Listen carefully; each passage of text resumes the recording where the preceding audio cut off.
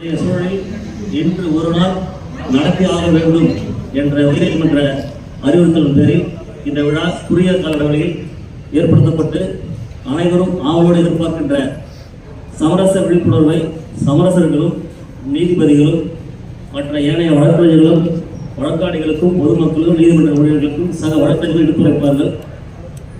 இந்த நிகழ்வு அதாவது பேச்சு, சொற்பொழிவு, விவாதம் குறைந்தபட்சம் ஒரு 11:30 11:45 வரை செல்லும். அதன் பின்னிட்டு சிறிய இடைவேளை தேநீர் கொடுக்கப்படும். பின்னிட்டு சமரசத்தை பற்றி புரியாதவர்களுக்கு விழிப்புணர்வு எடுப்பதற்கு நாடகம், கதை, வடிவில் வழக்கறிஞர்கள் குழுமமாகவும் நீதிபதிகள் மற்றும் சட்டக்கல்லூரி மாணவர்கள் ஒரு குழுமமாகவும் எப்படியெல்லாம் சம்மதம் செய்தால் அவருடைய சிறப்பு இருக்கிறது, பயன்கள் இருக்கின்றன என்பதை நாடகமாக இதே இடத்தில் எடுத்துரைப்பார்கள். அனைவரும் கண்டு மகிழ வேண்டும் என்று கேட்டுக்கொள்ள காரணம், எங்கேயாவது ஒரு விதை தன்னுடைய புத்தியில் விழுந்ததுன்னா அது என்னைக்காவது நாளைக்கு ஒரு பிரச்சனையை சால்வ் பண்ணும்.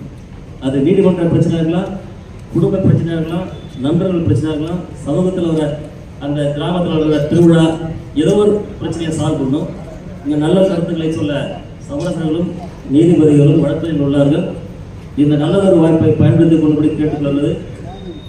இன்னைக்கு சிவில் வழக்குகள் பட்டியலிடப்பட்டுள்ள வழக்குகள் நீங்கள் நீதிமன்றத்துக்கு ஒரு மணிக்கு மேலே கூட வரலாம். அது வரைக்கும் ஒன்றும் ஆகாது, எக்ஸ்பார்ட்டிவ் டிஸ்கஸ் ஆகாதுன்னு நீதிபதிகிட்ட சொல்லிட்டேன். குற்ற வழக்குகளை பொறுத்தவரைக்கும் அந்த எதிரிகள் வந்து நீதிமன்றத்துக்கு சென்று விட்டு வந்து இதை பயன்பெறுமாறு கேட்டுக்கொள்கிறேன்.